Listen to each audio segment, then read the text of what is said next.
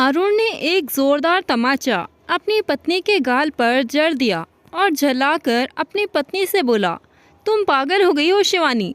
तुम्हारा दिमाग खराब हो गया है जो तुम इस तरह की बातें कर रही हो। मेरे मम्मी पापा को वृद्धाश्रम भेजना चाहती हो। वो मेरे मम्मी पापा है, ये उनका घर है। तुम होती कौन हो उनको वृद्धाश्रम भेजने वाली? मैं ही पागल था जो तुमसे प्रेम विवाह किया। अपने मम्मी पापा की पसंद को नकारा था मैंने तुम्हारे लिए, और तुम मेरे मम्मी पापा के साथ ऐसा कर रही हो। इस पर शिवानी चीख कर बोली, अरे तो मैं क्या करूं? वैसे भी वो तुम्हारे मम्मी पापा है, तुम ही करो उनकी सेवा सत्कार, मुझसे नहीं होती। सारा दिन दिमाग ख़राब करते रहते हैं मेरा।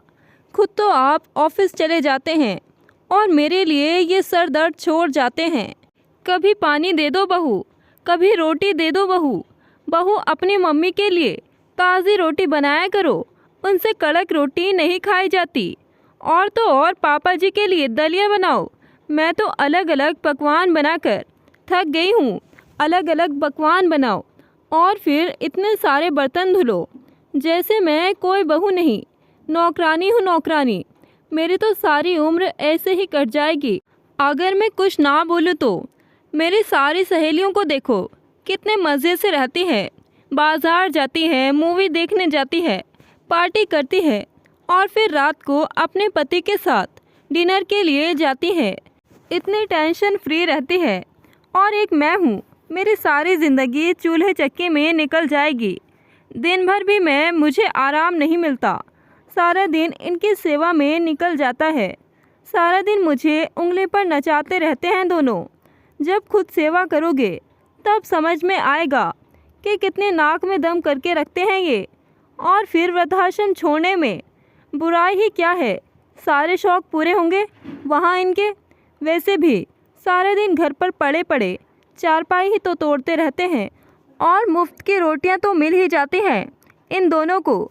शिवानी और ज़्यादा तेज़ आवाज़ में चिल्लाकर बोली, वहाँ रहेंगे, कोई परेशानी भी नहीं होगी इन्हें। इनके हम उम्र लोग भी वहाँ रहते हैं। कम से कम बहू खाने को दे दो, बहू पानी गर्म कर दे। बहू कितना समय हो गया, बहू अरुण आ गया क्या? बहू हमारा बेटा अभी तक क्यों नहीं आया? बहू इधर आना ज़रा, बहू खाना बन गया क्या? कहकर दिन भर परेशान तो नहीं करेंगे, मुझे भी इनकी चापलूसी से फुर्सत मिल जाएगी। अरे मेरी भी कुछ ख्वाहिशें हैं, मैं भी अपनी ज़िंदगी अपने ढंग से जीना चाहती हूँ। शिवानी की आवाज़ें पूरे घर में गूंज रही थी। दीवारें भी बातें सुनकर शर्म से झुक गई थी। शिवानी की आंखों से आज शर्म हया गायब हो गई थी। वो आज अपनी सारी तहजीब भूल गई थी। उस पर एक ही बात का भूत सवार था कि किसी तरह अपने सास ससुर को वृद्धाश्रम भेजकर उनसे पल्ला झाड़ ले और पूरी आज़ादी से अपनी ज़िंदगी जिए जैसे उसकी सहेलियां जीती है। अरुण के मम्मी निर्मला देवी जी ने और पिता राजेश जी ने सारी बातें सुन ली थी। अरुण आज अपने मम्मी पापा से नज़रें नहीं मिला पा रहा था। अरुण अपने मम्मी पापा से बहुत प्यार करता था। वो जानता था कि सारी उम्र उन्होंने उसके लिए खर्च की है, उसे पाला पोसा लाड प्यार किया और पढ़ा लिखा कर इस काबिल बना दिया कि वो अपने पैरों पर खड़ा है, कामयाब है। जिन माता पिता ने उसे अपनी उंगली पकड़कर चलना सिखाया, अब वो उस उम्र में उनका साथ कैसे छोड़ दे? वो जानता है कि उसके मम्मी पापा ने उसके लिए कितने त्याग दिए। सालों साल उसकी मम्मी ने नई साड़ी नहीं पहनी और पापा ने अपनी ख्वाहिशों को भूलकर उसकी पूरी ज़िद पूरी की। और अब जब वो इस लायक हो गया कि उनकी सेवा कर सके, उनकी ख्वाहिशें पूरी कर सके, तो उसकी पत्नी शिवानी ने उसे इस मोड़ पर लाकर खड़ा कर दिया। अरुण राजेश जी और निर्मला जी की इकलौती संतान है। पूरे परिवार में एक अकेला वारिस। अरुण एक कंपनी में काम करता है। अब वो अपने पैरों पर खड़ा हो चुका है और अपने मम्मी पापा की सारी ख्वाहिशों को पूरा करना चाहता था। उन्हें सारी दुनिया की खुशियाँ देना चाहता था।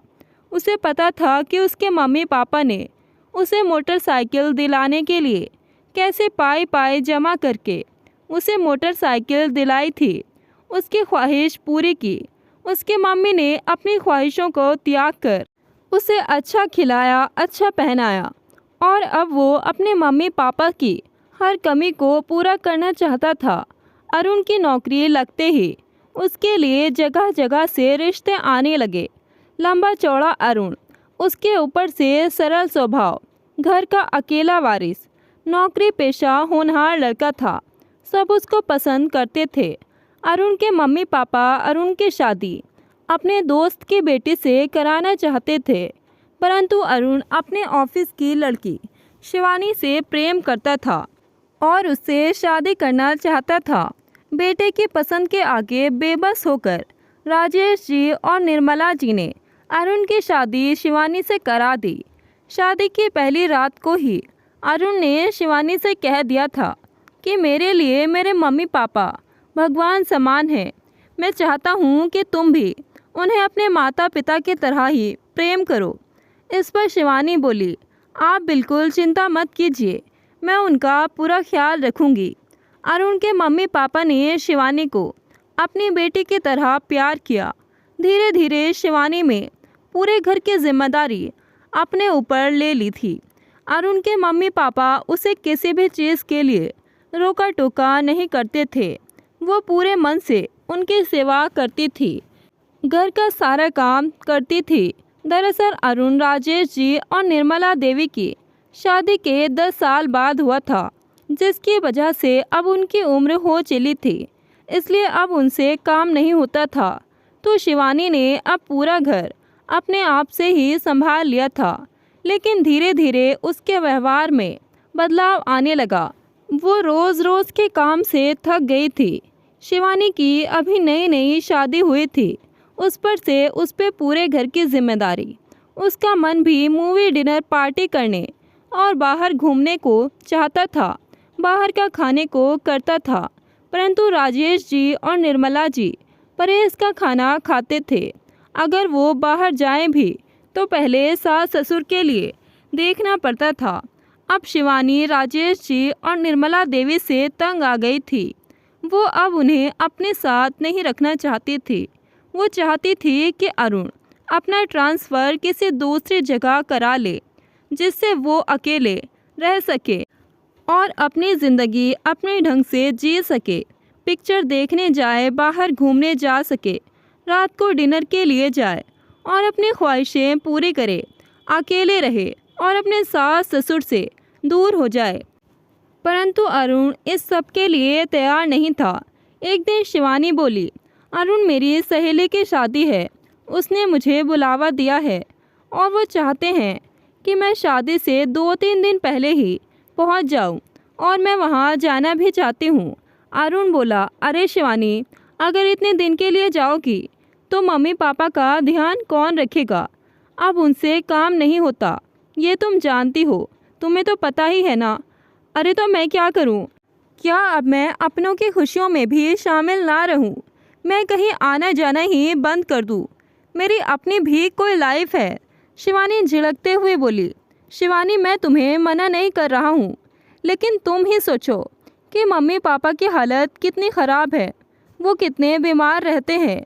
मम्मी वो तो बिस्तर से भी नहीं उठ पाती हैं, और पापा को भी तो देखो कितने परेशान रहते हैं, उनके हाथ पैर कांपते रहते हैं। मैं ऑफिस से छुट्टी ले लेता, मगर मेरे ऑफिस में मीटिंग चल रही है और मेरा रहना वहाँ बहुत ज़रूरी है। अरुण ने शिवानी को समझाते हुए कहा, लेकिन शिवानी ने उसकी एक ना सुनी और अपने कपड़े पैक करने लगी।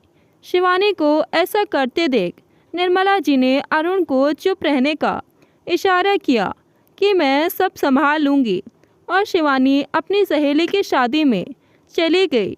जब से शिवानी वहाँ से आई है, तब से एक ही रट लगाए हुए बैठी है कि मम्मी पापा को वृद्धाश्रम भेज दो। पता नहीं किसी ने उसे क्या पट्टी पढ़ा दी। अरुण बोला, तुम्हें मेरे मम्मी पापा की सेवा नहीं करनी तो मत करो, मैं उनकी सेवा के लिए एक मेड रख लूँगा, खुद से संभाल लूँगा सब कुछ। अच्छा, पैसे क्या कहीं पेड़ पर लगते हैं? मेरे लिए तो तुम्हारे पास पैसे होते नहीं, कमाए एक और खाए सब। और कौन सा तुम्हारे मम्मी पापा की पेंशन मिलती है जो तुम उनके लिए नौकर चाकर लगाओगे। मेरी तो ज़िंदगी ही ख़राब हो गई है तुमसे शादी करके। हमेशा उनके लिए ही सोचते हो। क्या सोचा था और क्या मिला। सुबह तक का समय है तुम्हारे पास।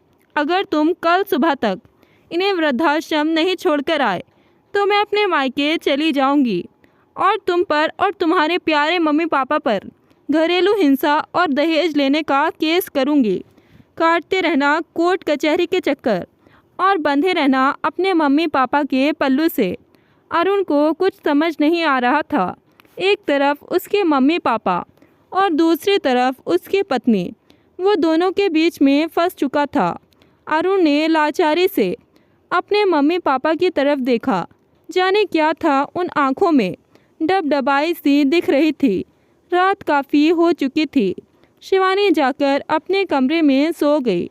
अरुण के मम्मी पापा भी अब सो चुके थे, लेकिन आज अरुण की आंखों में नींद नहीं थी। वो सोच रहा था कि शिवानी को आखिर कैसे समझाए। अगली सुबह जब अरुण सोकर उठा तो उसने देखा उसके मम्मी पापा अपना सामान पैक कर रहे थे। जब अरुण ने माँ से पूछा, क्या हुआ माँ? कुछ नहीं हुआ बेटा। हम नहीं चाहते हमारी वजह से तुम्हारी ज़िंदगी ख़राब हो। वैसे भी बहू तो सही कह रही है। हम सारा दिन यहाँ पड़े ही तो रहते हैं। वहाँ हमारे जैसे बहुत से लोग होंगे। वहाँ हमारा मन लगा रहेगा। तू चिंता मत कर बेटा। मम्मी पापा आप कैसी बातें कर रहे हैं? मैं आपसे बहुत प्यार करता हूँ। मैं आपको ऐसे अकेला नहीं छोड़ सकता। बेटा हमें तुझसे कोई शिकायत नहीं। अब हमें बुढ़ापा आ गया है। बचे ही कितने दिन हैं हमारी ज़िंदगी के। तू हमारे लिए परेशान मत हो। हम तो कुछ दिनों के ही मेहमान हैं, परंतु शिवानी बहू तो पूरी ज़िंदगी तेरे साथ निभाएगी। बेटा तू एक एहसान कर दे, हमें वृद्धाश्रम जाने से मत रोक। और वैसे भी पास में ही तो है वृद्धाश्रम। जब तेरा मन करे तो हमसे मिलने आ जाया कर। अरुण की आंखों से आंसू बहने लगे। वो अपने मम्मी पापा के आगे मजबूर हो चुका था और उन्हें वृद्धाश्रम छोड़ने चला गया। शिवानी भी अब सोकर उठ चुकी थी और जब उसने ये सब सुना तो वो मन ही मन खुश हो रही थी कि चलो बला अपने आप ही टल गई, मुझे पापड़ नहीं बेलने पड़े। अरुण अब पहले से बुझा बुझा सा रहने लगा, परंतु शिवानी बहुत खुश थी। अब 2 बच्चों की माँ बन चुकी थी। अरुण ऑफिस से आते जाते अपने मम्मी पापा से वृद्धाश्रम मिलने जाता, परंतु हमेशा उसकी आंखों में पछतावा रहता। उसका चेहरा उदास होता। परंतु माता पिता तो माता पिता ही होते हैं। वो अपने संतान के दुख को महसूस कर लेते हैं। शिवानी की बातों से मजबूर होकर वृद्धाश्रम आने का फैसला किया था। अब उनकी उम्र हो चुकी थी। एक दिन अरुण के पास वृद्धाश्रम से फ़ोन आया कि आपके मम्मी पापा अब नहीं रहे। ये सुन अरुण धम से ज़मीन पर बैठ गया। उसकी आंखों से आंसू बहने लगे। शिवानी ने ये देखा तो वो बोली, क्या हुआ अरुण? कुछ बात हो गई है क्या? अरुण चिल्लाकर बोला, अब पड़ गई तुम्हारे कलेजे को ठंडक? मेरे मम्मी पापा अब नहीं रहे। अरे शर्म करो शर्म। तुम्हारे भी 2 बेटे हैं। अगर कल को तुम्हारे बेटे ने तुम्हारे साथ यही सलूक किया तो तुम क्या करोगी? ये सब सुन शिवानी को थोड़ा अफसोस हुआ, परंतु उसे इतना फ़र्क नहीं पड़ा। अरुण ने जाकर अपने मम्मी पापा का दाह संस्कार किया। अरुण और शिवानी के 2 बेटे थे। वक्त के साथ बड़े होते गए। अरुण ने उन्हें पढ़ाया लिखाया। अब दोनों की नौकरी भी लग चुकी थी। अरुण ने उनकी शादी कराई, परंतु अरुण की तबीयत ठीक नहीं थी। उसे एक दिन अचानक पेट में दर्द हुआ और उसकी अचानक से ही मौत हो गई। अब शिवानी अकेली बुढ़ापे की दहलीज पर खड़ी थी। अरुण के जाने के बाद उसे एहसास हुआ कि अपने क्या होते हैं। अब उसकी उम्र हो गई थी। वो सारा दिन अपने कमरे में पड़ी रहती। दोनों बहुएं ज़रा देर भी उसके पास नहीं बैठती थी। वो सारा दिन अकेली रहती थी और सोचती थी कि उसने भी अपने सास ससुर के साथ ऐसा किया था। वो भी कभी उनसे प्यार से बात नहीं करती थी, नहीं बोलती थी। शिवानी की बहू है। अब उसे ताना मारती। सारा दिन चारपाई पर पड़ी रहती है और ऑर्डर चलाती रहती है। बड़ी बहू शीला और छोटी बहू रीना दोनों शहर से थी और नौकरी पेशा थी। वो अपनी सास से उकता चुकी थी। वो उसे सुनाती रहती थी। शिवानी को अपने सास ससुर से किए गए व्यवहार पर पछतावा होता रहता था कि काश उसने अपने सास ससुर की सेवा की होती, उनसे मुंह ना मोड़ा होता तो आज उसके साथ ये सब ना होता। एक दिन शिवानी ने जो सुना उसे अपने कानों पर ही विश्वास नहीं हुआ कि मुझसे अब बर्दाश्त नहीं होता। मेरी भी कोई ज़िंदगी है, मुझे भी आज़ादी चाहिए, मुझे मेरे ढंग से रहना है। इनके साथ रहकर तो हम सारे दिन घिसते रहते हैं। मैं अपनी नौकरी संभालूं या इन्हें संभालूं। तभी छोटी बहू रीना बोलती है, मैं तो सोच रही थी कि मम्मी जी को वृद्धाश्रम भेज देते हैं। वैसे भी सारा दिन घर में ऐसे ही तो पड़ी रहती हैं, वहीं रह लेंगी कुछ दिन। इनकी वजह से हमारी ज़िंदगी में खलल पड़ रहा है। इस पर दोनों बेटे बोले, हाँ बात तो तुम्हारी सही है, हम मम्मी को वृद्धाश्रम छोड़ आते हैं, फिर चैन की सांस लेंगे। शिवानी को बहू और बेटों की बात सुनकर धक्का लगा। उसकी आंखों से अश्रुधारा बह निकली। आज उसे वो दर्द महसूस हो रहा था जो उसने अपने सास ससुर को दिया था। वो सोच रही थी कि मेरे पति अरुण तो अपने माता पिता से कितना प्यार करते थे, परंतु मेरी बहू तो बहू, बेटे भी मुझे घर से बाहर निकालना चाहते हैं, वृद्धाश्रम भेजना चाहते हैं। शिवानी के बहुओं बेटों ने मिलकर उसे वृद्धाश्रम पहुंचा दिया। दोस्तों, समय ज़रूर बदलता है। इंसान के द्वारा किए गए कर्म ज़रूर लौटकर आते हैं, क्योंकि ईश्वर की लाठी में आवाज़ नहीं होती। दोस्तों, माता पिता कोई निर्जीव वस्तु नहीं है जो उन्हें बुढ़ापे में वृद्धाश्रम छोड़ आओ।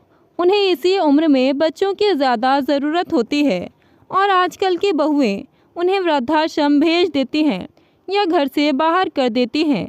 दोस्तों, अपने माँ बाप के साथ प्यार से रहे, क्योंकि समय का पहिया ज़रूर घूमता है और इंसान के किए गए कर्म वापस अवश्य लौट कर आते हैं। दोस्तों, कहानी आपको ज़रा भी पसंद आए तो वीडियो को लाइक शेयर करें और ऐसी ही कहानियाँ सुनने के लिए हमारे चैनल को सब्सक्राइब करें। कहानी आपको कैसी लगी कमेंट करके अपनी राय ज़रूर बताएं। मिलते हैं एक नई कहानी के साथ। धन्यवाद।